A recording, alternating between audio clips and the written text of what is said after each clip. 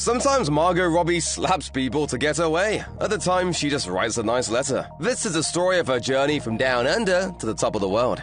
Margot Robbie was born on July 2nd, 1990, on the Gold Coast of Australia, the daughter of a sugarcane magnate. Her father Doug left when she was very young, resulting in a strained relationship between the two. But she still has him to thank for her upbringing on a rural farm and for her education at private schools. Despite having a rich father, Robbie and her mom Sari Kessler struggled to get by after he left. Robbie picked up odd jobs to make ends meet, including at the fast food chain Subway. She was initially tasked with slicing vegetables and cleaning cutlery, but then she was promoted to the sandwich line. As she recalled to Vanity Fair in 2014, "I was really good at it. I make a mean Subway. The trick is to spread everything evenly out and cut it so well that there is never a bad bite." Robbie's other jobs included catering, warehouse work, and a stint at a pharmacy. Then after she landed her first big acting gig on an Australian soap opera, Subway hired her to star in a commercial. Fans outside Margot Robbie's home country of Australia probably think of her mainly as the avatar of American celebs Tonya Harding or Sharon Tate. But back home, she's perhaps even more beloved for her work on the long-running soap opera Neighbours,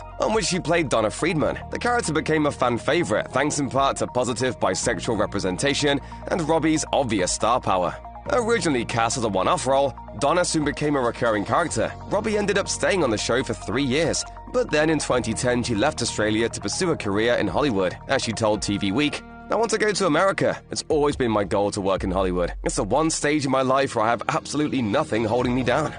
Years living on Ramsay Street were honestly some of the best of my entire life. After Margot Robbie jetted off to Hollywood, she initially landed a few small movie roles, and then everything changed when director Martin Scorsese cast her in the 2014 crime epic The Wolf of Wall Street. She starred opposite Leonardo DiCaprio, whose deranged energy she matched beat for beat. Robbie reportedly got the part by slapping DiCaprio in the face during her audition, a move that was actually not in the original script. As she recalled to Harper's Bazaar, "In my head, I was like, you have literally 30 seconds left in this room, and if you don't do something impressive, nothing will ever come of it. It's a once-in-a-lifetime chance. Just take it." And thus, that one slap set in motion a storied career that has seen Robbie land iconic role after iconic role. When Robbie signed up for 2016 Suicide Squad, she didn't know much about the character of Harley Quinn. As she admitted to the Washington Post, "I wasn't familiar with the comics. I'd vaguely heard of them, but I had no idea that there was such a big fan base for Harley."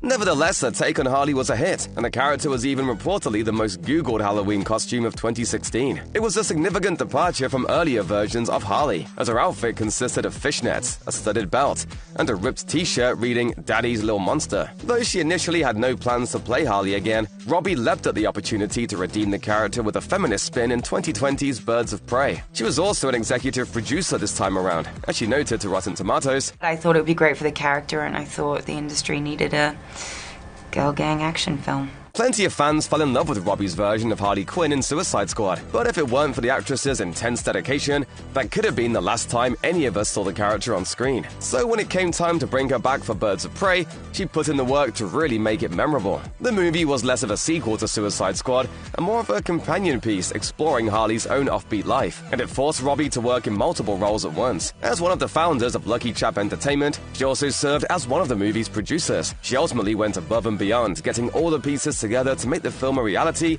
and committing to the role so much that she did most of her own stunts. Robbie wanted to do as many of her own action sequences herself as possible, and she brought that same energy when she played Harley once more in 2021's The Suicide Squad. Her biggest scene in that outing involves gymnastic-level flexibility as she uses her feet to pick a lock before escaping from a prison cell, and she did almost all the work on her own. She is like a human Swiss Army knife. After Margot Robbie made the jump from TV star to movie star, she didn't stop there. In between Wolf of Wall Street and Suicide Squad, she was laying the groundwork for the next phase of her career. As she explained to Harper's Bazaar in 2018, "I didn't want to pick up another script where I was the wife or the girlfriend, just a catalyst for the male storyline. It was uninspiring." Her part in Wolf of Wall Street may have skyrocketed Robbie to fame, but it wasn't exactly the kind of role she was keen on playing over and over again. So she decided to solve that problem of potential typecasting by starting her own production studio. Lucky Chap Entertainment began operating in 2014, and it's grown significantly since then. Not every one of its films have been smashing successes, but some, like I, Tonya and Promising Young Woman, have won over critics, general audiences, and awards groups. A few years after Wolf of Wall Street, Robbie starred in another film that was just as important, if not more so, in the overall transformation of her career. Released in 2017, I, Tonya marked a number of firsts for her. It was the first time that she played a leading role, and it was also the first time that her production company, Lucky Chap Entertainment, helped bring a project to life. In many ways, it was a make-or-break moment for the company. Written by Stephen Rogers and directed by Craig Gillespie, the biopic follows the life of figure skater Tonya Harding, so Robbie had to put in some extra work for this particular movie by learning how to skate. Ultimately, the actress and her team struck gold with I, Tonya. It was a modest hit at the box office and a major player at the Oscars, with Robbie nominated for lead actress and her co-star Allison Janney winning for Best Supporting Actress. I was loved for a minute.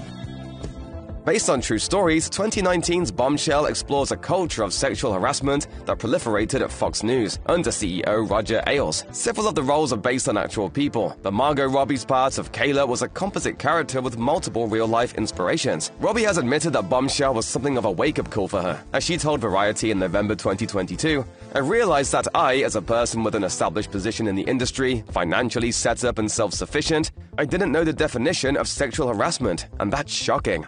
Robbie also told Entertainment Weekly that she had a tough time getting inside Kayla's head, and when she was on set, the work didn't get any easier, as she put it. The emotional side was difficult in a different kind of way. All of that hard work ultimately paid off though, with Bombshell earning Robbie her second Oscar nomination. Margot Robbie is a massive fan of director Quentin Tarantino. Way back before she broke big, she made a plan to write him a letter when she felt that she was ready to star in one of his films. That moment came in 2017, after she saw her own performance in I, Tonya. So she finally wrote that letter that she'd been thinking about for years, and it just so happened to land in front of Tarantino as he was beginning to think about casting for his next movie, 2019's Once Upon a Time in Hollywood. Robbie didn't know it at the time, but several of Tarantino's friends had already floated her name for the role of Sharon Tate, and so he reached out and invited Robbie to his home, where she spent hours reading through the script he'd just finished. By the time she was done, she was ready to play the role, and he was more than willing to offer it to her. I'm in the movie. I'm Sharon Tate. As an actor, producer, and business owner, Margot Robbie doesn't exactly have much time to herself, but she does have a plan for what to do when work finally comes to an end. As she admitted to Vogue in 2023, "All I want to do is live on a train." Robbie derives quite a bit of joy in sitting back and staring out the window while a train rolls through the countryside. In 2022, she and her husband, Tom Ackley, took a ride on the Orient Express, which had been a long-time goal of Robbie's. She even spent the trip watching the 1974 movie version of Murder on the Orient Express and seeing how her travels compared.